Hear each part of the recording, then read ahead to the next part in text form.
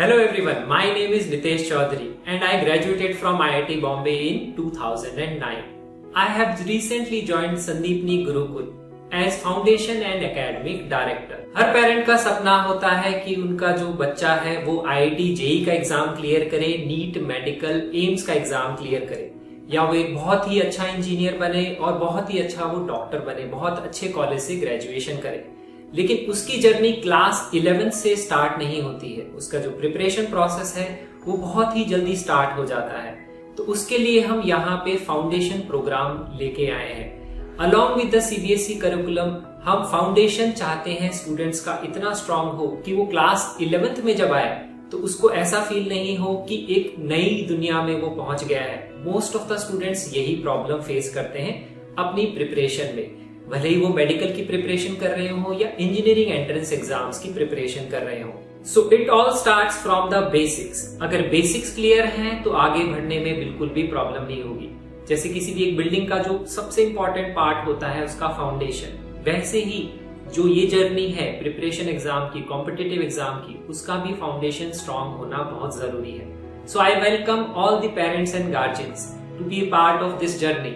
Late us build our children future together. Last class में हमने ये डिस्कस किया था AMC कॉन्ग्रुएंट टू PMD। वो तो हमने डायरेक्टली कर दिया था। यहाँ पे ये साइड इसके बराबर, ये गिवन थी और ये एंगल अपोजिट भी इक्वल है क्योंकि ये वर्टिकली अपोजिट एंगल। तो ऐसे ऐसे ये हमने शो कर दिया था, ठीक है। फिर हम डिस्कस कर रहे थे ये वाला triangle DBC is congruent to triangle AC। ये मैं तुम्हें इस तरह से डायरेक्ट बता रहा था।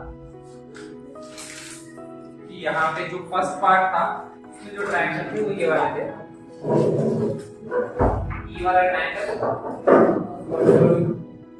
इसके कॉन्ग्रुएंट था। ये फर्स्ट पार्ट में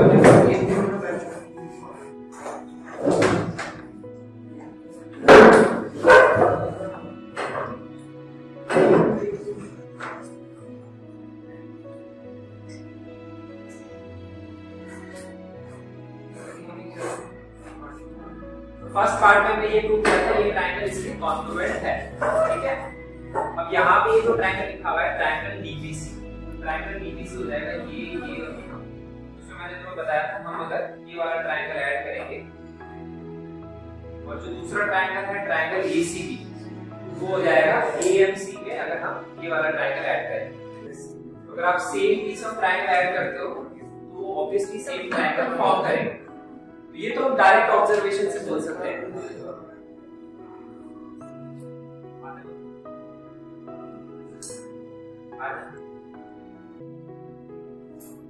सीधा बैठ, ये तो पीछे लगा ले, ऐसे को बैठ।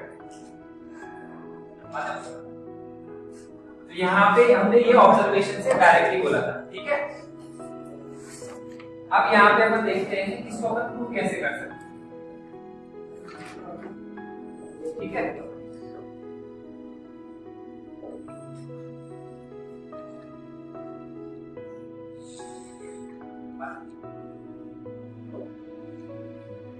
तो यहाँ पे अब आप देखेंगे इसको प्रूव कैसे कर सकते हैं। उसके लिए इसमें क्या 4 पार्ट के क्वेश्चन हमारे NCERT के क्वेश्चन। सेकंड पार्ट है यहाँ पे angle DBC is a right angle. ये अपने को शो करना है कि एंगल DBC भी यहाँ पे राइट एंगल, ये अपने को गिवन है राइट एंगल, हमें शो करना है ये वाला राइट एंगल। फर्स्ट पार्ट हमने शो किया था कि ये ट्रायंगल इसके कॉन्ग्रुएंट है। कॉन्ग्रुएंट शो करने से हम कैसे क्या शो करते हैं, यहाँ पे शो किया कि ये दोनों कॉन्ग्रुएंट है तो कॉरस्पॉन्डिंग एंगल्स भी इक्वल होंगे और साइड्स भी इक्वल होंगे। तो यहाँ से हम फर्स्ट पार्ट से क्या बोल सकते हैं, ये साइड इसके इक्वल है, इस साइड के अपोजिट वाला एंगल और इस साइड के अपोजिट वाला एंगल ये भी इक्वल होगा। ये वाला जो एंगल है इसके बराबर होगा, ठीक है। और ये जो साइड है ये इसके इक्वल है तो इसके अपोजिट एंगल ये वाला है, ये वाला एंगल इस साइड के अपोजिट वाले एंगल इसके बराबर। और यहाँ पे जो थर्ड एंगल था वर्टिकली अपोजिट तो उसके अपोजिट वाली साइड्स भी इक्वल। ये 3 चीजें हम यहाँ पे लिख सकते हैं फर्स्ट पार्ट से। हमें फर्स्ट पार्ट क्वेश्चन में दिया, हमने ये लिख दिया यहाँ पे, ये है by CPC corresponding parts of congruent triangles, उससे हमने यहाँ पे ये चीज लिखी। अब इसके बाद में सेकंड पार्ट है कि angle DBC is a right angle triangle, right angle DBC, तो अपने को शो करना है ये वाला एंगल 90 डिग्री होना चाहिए, और यहाँ पे जो एंगल है वही यहाँ पे ये एंगल होना चाहिए। तो मैंने तुम्हें बताया था कि जब भी Z बनता है तो हमें ध्यान रखना है, मैंने तुम्हें बताया था इस तरह से Z बनता है, ये एंगल इसके बराबर होता है, तो ये लाइन आपस में पैरेलल होती है, जिनको बोलते हैं अपन ऑल्टरनेट इंटीरियर एंगल्स। तो यहाँ पे अगर तुम नोटिस करोगे तो देखो ये वाला एंगल देखो इसके बराबर, they are alternate interior angles. Same यहाँ पे देखो Z ऐसे भी बन रहा है, they are alternate interior angles. तो हम यहाँ पे बोल सकते हैं क्योंकि ये वाला एंगल इसके बराबर है, ये वाला एंगल इसके बराबर है, तो इसका मतलब क्या है, ये लाइन इसके पैरेलल है। तो हम ये बोल सकते हैं by the property of parallel lines, क्योंकि पैरेलल लाइंस में ही ऑल्टरनेट इंटीरियर एंगल्स इक्वल होते हैं। तो यहाँ पे CPT सीरीज से जो हमने शो किया ये वाला एंगल से इक्वल है ऑल्टरनेट इंटीरियर एंगल से, हम यहाँ पे बोल सकते हैं कि यहाँ पे DB जो है वो पैरेलल टू AC है। ये लाइन अगर इसकी पैरेलल हो गई तो अब हम इजीली शो कर सकते हैं कि ये वाला अगर 90 डिग्री है तो ये वाला भी क्या होगा 90 डिग्री, क्योंकि मैंने नेक्स्ट डिस्कशन किया था C वाले पर कॉरेस्पॉन्डिंग पेयर्स होते हैं और एक को इंटीरियर एंगल्स होते हैं, ठीक है। ये यहाँ पे C के अंदर वाले एंगल है दोनों, या को इंटीरियर एंगल, इन दोनों एंगल का सम कितना होता है 180। यहाँ पे अगर ये 90 है, ये देखो यहाँ ये पैरेलल होगी इसकी, यहाँ देखो ये C बन रहा है, तो ये अंदर का एंगल है, ये एंगल, इन दोनों का सम कितना होगा 180 डिग्री। अगर ये 90 डिग्री हो तो ये कितना बचेगा 90। सेकंड पार्ट ऐसे शो कर सकते हैं कि वो 90 डिग्री होगा। तो यहाँ पे अपन को इंटीरियर एंगल की प्रॉपर्टी को यूज कर सकते हैं पैरेलल लाइंस। तो यहाँ पे समझने वाली चीज ये है कि जब भी आपको Z फॉर्मेशन दिख रहा है तो उसको हमें ध्यान में रखना है, क्योंकि हमने एंगल्स में डिस्कस किया एक स्ट्रेट लाइन पे टोटल सम हमने एक होता है, वर्टिकली अपोजिट एंगल्स इक्वल होते हैं, वो तो एक लाइन और दो लाइन, दो लाइंस में अगर पैरेलल्स होती है तो तीन टाइप के एंगल बनते हैं, ऑल्टरनेट इंटीरियर एंगल्स, को इंटीरियर एंगल्स और कॉरेस्पॉन्डिंग एंगल्स। एक ही साइड पे होते हैं पर ये दोनों इक्वल, ठीक है, ये इक्वल होते हैं और इसमें इनका एंगल का सम 180 डिग्री होता है। ये हो गया हमारा ये सेकंड पार्ट। अब थर्ड पार्ट को देखोगे तो थर्ड पार्ट का आंसर डायग्राम भी हमने सेकंड पार्ट में क्या शो कर दिया, यहाँ पे 90 है तो ये ऑटोमेटिकली 90 हमने शो कर दिया को इंटीरियर एंगल्स। अब थर्ड पार्ट में क्या लिखा है BC कॉमन DBC और ACB, तो मैंने जो बताया था डायरेक्टली तो यहीं से दिख जाता है, साइड्स में हम कॉमन ढूंढ सकते हैं। यहाँ पे अगर ये साइड DB है BC और यहाँ पे भी क्या है BC, एंगल्स आप कभी कॉमन नहीं देख सकते बट साइड हमेशा हम उसको देख के बता सकते हैं। BC तो कॉमन ही है, angle B is equal to angle C 90 degree, angle B is equal to angle C is equal to 90 degree हम ऑलरेडी शो कर चुके हैं, and AC and DB equal to वो ऑलरेडी हम शो कर चुके हैं, CP से हमने शो किया। तो ये चीज आ गई यहाँ पे, और यहाँ पे अगर नहीं समझ में आ रहा तो डायग्राम को फिर से बना, अगर फिर से बना के देखेंगे तो फिर से एक ट्रायंगल ऐसा है और एक ट्रायंगल ऐसा है। यहाँ 90 डिग्री है, ये हम ऑलरेडी शो कर चुके हैं, ठीक है। वहाँ पे तीन लाइन है तो यहाँ तीन लाइन बना दो, और यहाँ पे भी तीन लाइन है तो तीन लाइन बन गई, ठीक है। और BC तो हमें एक दिख रहा है डायरेक्ट कॉमन, तो इसमें अब देखो इसमें अगर हम लिखेंगे तो इसमें लिखेंगे ऐसे x, ये RHS नहीं है ना, क्योंकि RHS का मतलब होता है उसमें हाइपोटेन्यूज की लेंथ इक्वल होनी चाहिए, इसमें हमने हाइपोटेन्यूज की लेंथ इक्वल टू नहीं करी, मतलब उसको यूज नहीं किया है, तो हम इसमें ऐसे ऐसे लिखेंगे, we will not write RHS, मतलब अगर लिखना चाहिए तो उसका एक्चुअली में ऐसे लिखा जाता है। तो ऐसे ऐसे हम बोल सकते हैं दोनों ट्रायंगल्स कॉन्ग्रुएंट। अब इसमें फोर्थ पार्ट और था, फोर्थ पार्ट में लिखा हुआ है आपको शो करना है कि जो CM है वो हाफ AB के बराबर। जनरली क्या होता है कि जो क्वेश्चंस में जिनमें पार्ट्स होते हैं, एग्जाम में अगर कोई क्वेश्चन आता है जिसमें फर्स्ट पार्ट है, फिर सेकंड पार्ट है, फिर थर्ड पार्ट, तो जनरली क्या होता है कि जो फर्स्ट पार्ट आप प्रूव करोगे उसकी प्रॉपर्टीज या उसके रिजल्ट्स को यूज करके आप सेकंड पार्ट को सॉल्व करते हैं। ऐसा जनरली क्वेश्चंस को फ्रेम किया जाता है।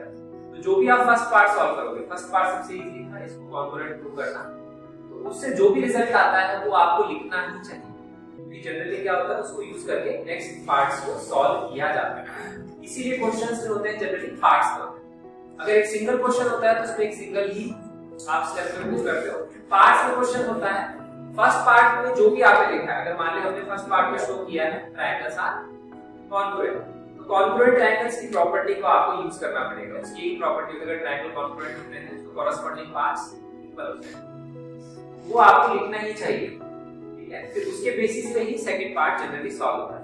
और एक बार तुम नोटिस करो, सेकंड पार्ट हमने सॉल्व किया, सेकंड पार्ट से जो रिजल्ट आया ये हमने शो कर दिया 90 डिग्री, उससे थर्ड पार्ट अपने आप प्रूव हो गया। थर्ड पार्ट में बस हमने वो 90 बनाया, ये साइड इक्वल लिखी और वो भी अपने आप प्रूव हो गया। अब जो फोर्थ पार्ट है, फोर्थ पार्ट में इसका यूज आएगा, यहाँ क्या लिखा CM is equal to half A. तो इस डायग्राम में देखो CM का है, ये CM ये भी अपना ये, तो अपने को ये तो दिया हुआ है कि ये इसके बराबर है, ये इसके बराबर है, दिया। अब यहाँ पे मैंने जो बोला कभी भी नहीं समझ में आया, ये क्या है, एंड पॉइंट्स की टर्म्स में लाइन सेगमेंट की जो लेंथ लिखी होती है उससे समझ में कम आता है। तो हम क्या करते हैं, जनरली लेंथ्स को अज्यूम कर लेना चाहिए x और y। जैसे मैं एंगल्स को x और y मानता हूं, वैसे मैं लेंथ्स को मान लेता हूं। It's easier to write. मैंने ये लेंथ मान ली x, CM, ये DM भी कितनी होगी x, ये AM अगर y मान लिया ये भी कितनी y, ठीक है।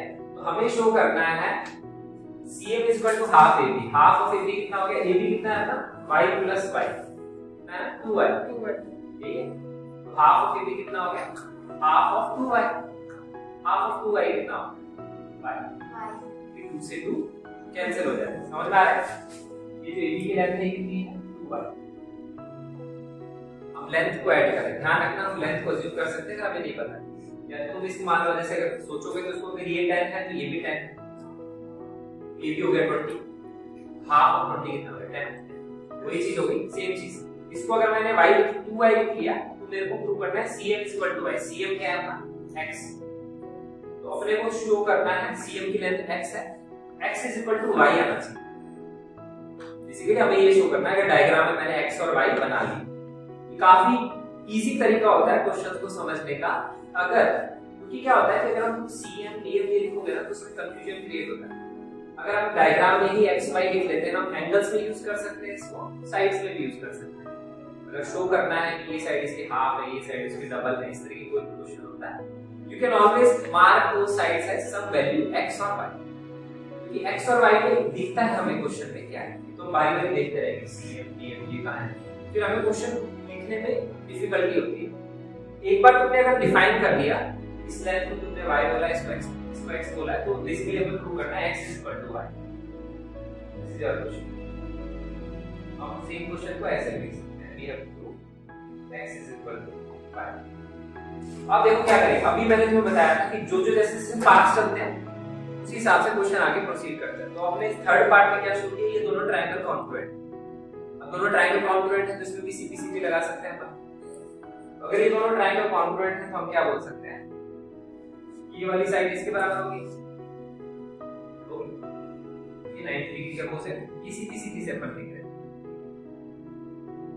और कौन सी साइड किसके बराबर, बाकी तीनों साइड तो दी ही है, ये वाली साइड इसके बराबर होगी, ठीक है। और क्या होगी, इसके अपोजिट एंगल ये वाला, इसके अपोजिट एंगल ये इक्वल होंगे, थर्ड के अपोजिट वाला एंगल ये वाला और इसके अपोजिट ये वाला एंगल ये भी इक्वल होगा। ये अपने CP से लिखा है, ठीक है। तो अब नोटिस करो, यहाँ पे बात हो रही है लेंथ की, साइड्स की, तो यहाँ पे साइड्स कौन सी है, CM कौन सी साइड है, ये वाली, ये, और AB कौन सी साइड है, ये वाली। AB क्या है, ये वाली साइड है, ये that is the hypotenuse, right है। तो हमें ये यहाँ पे अपने इससे क्या शो किया, जो AM है, AB है, किसके बराबर है, इस वाले के बराबर। AB किसके बराबर है, CD के बराबर है। ये हमने CP से लिखा, बस अब यहीं पे लिखना है। CP से अपन ने क्या लिखा, AB is equal to CD, ये हमने CP से लिखा है यहाँ, ठीक है, CP से। बस अब यहीं से आंसर आ जाएगा। AB की लेंथ मान कितनी, y plus y, दो बार लिखा है ना, ऊपर भी y नीचे भी y, तो y प्लस y कितना हो जाएगा? 2y सीधी लेंथ कितनी है? 2x 2x फिर क्या है? उसे कैंसिल क्या है? ये शो करना था, ये हमने शो